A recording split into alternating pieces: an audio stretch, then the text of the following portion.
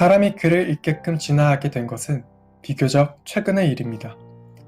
인류가 시작된 후 250만 년 중에 글자의 발명은 약 8천년쯤이고 6천년쯤에야 점토에 글을 새기며 진화가 시작되었습니다.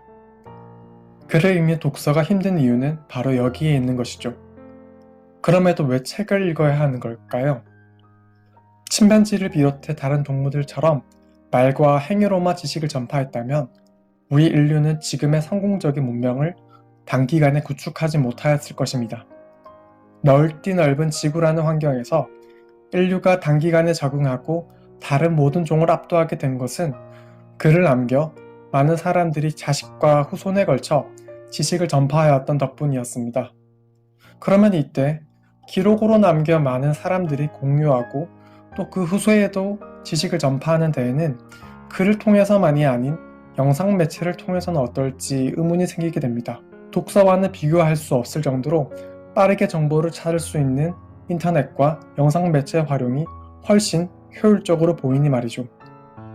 하지만 사람의 뇌는 그렇게 빠르게 입력되는 영상들을 즉각적으로 처리하지 못합니다.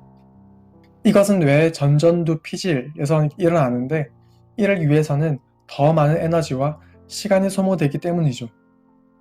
서두에 언급한 것처럼 아직 사람은 독서에도 어려움이 있지만 영상 매체를 통해서보다는 훨씬 더 최적화되어 있는 것이죠. 나아가 뇌 발달을 위해서는 독서가 도움이 됩니다. 영화나 TV를 보고 몰입할 때 우리 뇌는 시각 피질만을 사용하지만 책을 읽을 땐 뇌 전체가 활성화되는 것에서 확인할 수 있었죠. 이는 남들이 보지 못한 면을 보고 기존에 없는 것을 연결하고 창조해내는 창의적인 뇌를 갖는 데 도움이 됩니다. 한마디로 독서는 우리를 똑똑하게 만드는 것이죠. 더불어 독서는 공감력 또한 향상시킵니다. 독서하는 뇌를 관찰해본 결과 좌각해 연상회라는 공감하는 능력과 관련된 부분과 전전주 피질이라는 공감과 연민과 같은 정서 반응 및 기억력을 관장하는 부위가 강해지는 것에서 확인할 수 있었습니다.